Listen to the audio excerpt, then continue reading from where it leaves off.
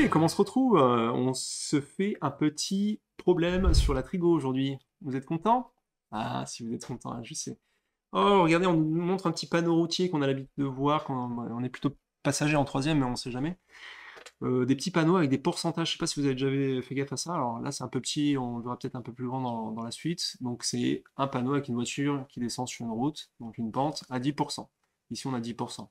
Donc ce panneau, on nous dit, indique la pente d'une route en pourcentage. Voilà, c'est 10%. Et on nous explique en fait que c'est le rapport finalement de la distance verticale parcourue. Donc verticale, je vous rappelle, c'est de bas en haut, de haut en bas, ça dépend si on monte ou on descend, sur la distance horizontale parcourue, ok? Et ça vous fait pas penser à un petit, hop, si je fais ça, ça, et je relis comme ça, ah oui, ah, ça fait un triangle rectangle, waouh! Je vais arrêter de m'infliger ce petit calvaire tout seul, et je vous rappelle, ce que je voulais vous montrer, c'est ça, en fait.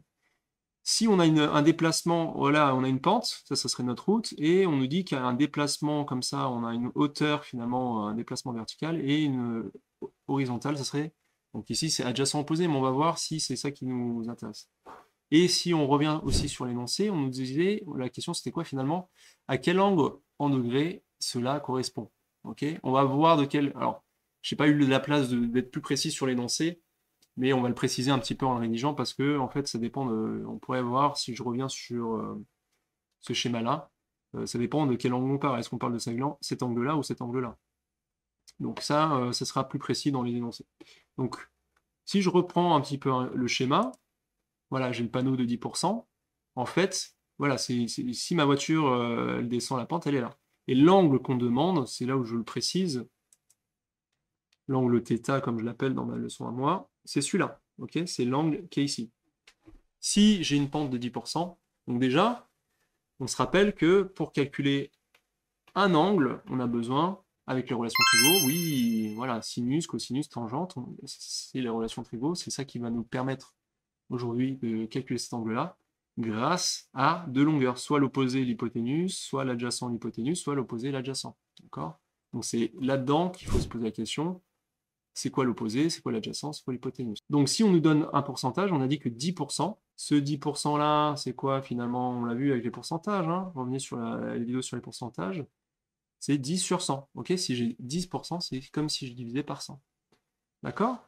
Donc, on nous a dit que c'était le rapport, regardez, c'est le rapport du vertical sur l'horizontal. Donc ça, c'est la partie verticale sur la partie horizontale.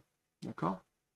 Donc là, faites attention parce que le H, je l'utilise aussi pour l'hypoténuse, donc rien à voir. Donc c'est l'horizontal, donc je précisé. Donc l'horizontal, si j'ai la pente qui est là, hein, j'ai ma pente, l'horizontale, elle est ici. Donc c'est pour ça que j'ai précisé horizontal et pas hypoténuse. Hein. I vaut, on peut le mettre, on peut exprimer des unités, mais on n'est pas obligé. Hein. Mais imaginons que ça fasse 100 mètres, forcément ici. Donc la partie verticale, elle est là, verticale. Hein. Je sais pas la place, mais on a 10 mètres. Hein. Ou on parlait en centimètres, on avait 100 cm, 10 cm, en millimètres, en kilomètres, en ce que vous voulez. Ok? Donc maintenant, on va enlever cette histoire d'horizontale et verticale, parce que nous, c'est plutôt les termes de opposé, adjacent, hypoténuse qui nous intéressent. Donc forcément, l'hypoténuse, c'est le plus simple à placer, c'est celui qui est, oui, là, opposé. Donc, je le réécris en entier parce qu'on avait parlé d'horizontale pour que ce soit clair pour tout le monde. Hypoténuse, par rapport à ce schéma-là, bien sûr, ou plutôt celui-là, hein, on a vu que c'était plutôt cet angle-là, on avait vu deux cas de figure. Ok, l'hypoténuse toujours opposé à l'angle droit. L'angle, il est où? Il est ici, donc forcément, l'opposé. Vous vous rappelez, hein, on met même le code couleur, même pour que ce soit cohérent. L'angle opposé, ça va être celui-là. Et l'angle adjacent, forcément, ça va être celui-là. Alors nous, on n'a pas l'hypoténuse. D'accord, on a le 10% là. Donc on a à la fois l'adjacent et l'opposé. Donc si on a l'opposé et l'adjacent, vous connaissez vos formules par cœur, est-ce que c'est SOHCA ou TOA? Ok, le SOHCA-TOA.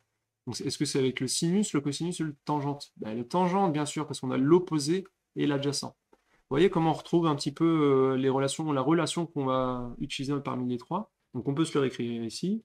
Le tangente, ben, on peut rappeler θ, hein, vous l'appelez comme vous voulez, votre angle, selon l'énoncé que vous avez. Vous utilisez ce que vous avez, et on nous a dit que c'est l'opposé sur l'adjacent. le côté opposé, sur le côté adjacent, et nous, ça va être finalement 10 sur 100. D'accord? Vous pouvez le mettre aussi en décimale parce que ça fait 0,1. Franchement, je vous rappelle, c'est 0,1. Super, mais ça m'avance pas trop sur cette histoire d'angle, parce que moi je veux l'angle θ, je veux l'angle qui est à l'intérieur. Ok? Donc comment je fais pour l'extraire? On l'a vu, ça c'est le cas des compétences juste avant. C'est le fameux arctan ou le tan-1 qu'on a dans les calculatrices. C'est les calculatrices qui le fait à votre place. C'est sympa ça. Donc comment on le note? On se met l'angle θ est égal à arctan. Donc ça va être tan-1, donc encore une fois, ça va dépendre de ce que vous avez. De 0,1, on aurait pu rester 10 sur 100. Juste là, dans ce cas-là, 0,1, c'est un peu plus court, hein. Donc là, on va sur la calculatrice. Donc on est sur notre calculatrice, on met arctan, on met... Alors, juste pour vous prouver que ça va faire la même chose, hein, ça fait 10 sur 100. Et si on le fait avec bim bim bim, je le refais finalement avec 0,1. Bon, j'ai pas mis le 0, mais il le comprend, hein. Point 1, c'est comme 0,1. Voilà, on a exactement la même chose, ok? Donc là, on avait dit, l'énoncé nous a dit d'arrondir au degré près, d'accord? On a 5,71, etc. Donc 5,7, on arrondit au degré, donc on prend le 7, valeur au-dessus, donc c'est 6, d'accord? On a un angle d'environ, alors mettez bien les vagues quand c'est des arrondis, hein, 6 degrés, d'accord? Finalement, on peut même remettre ici, là, sur ce petit schéma-là, une pente à 10%, ça revient environ 6 degrés. D'accord? Voilà, c'était un exercice, un petit problème. Des choses qui peuvent arriver d'ailleurs même au brevet, je crois, ce genre d'exercice-là. Vous en avez d'autres, plein de problèmes à faire. Il y en a avec des tuiles, des pentes de toit ou des panneaux solaires à calculer. Combien de panneaux solaires on peut mettre dans un toit avec une pente, et on connaît la hauteur du toit, etc. Donc entraînez-vous à ce genre de problèmes qui sont assez passionnants, faut le dire, hein, on s'amuse beaucoup.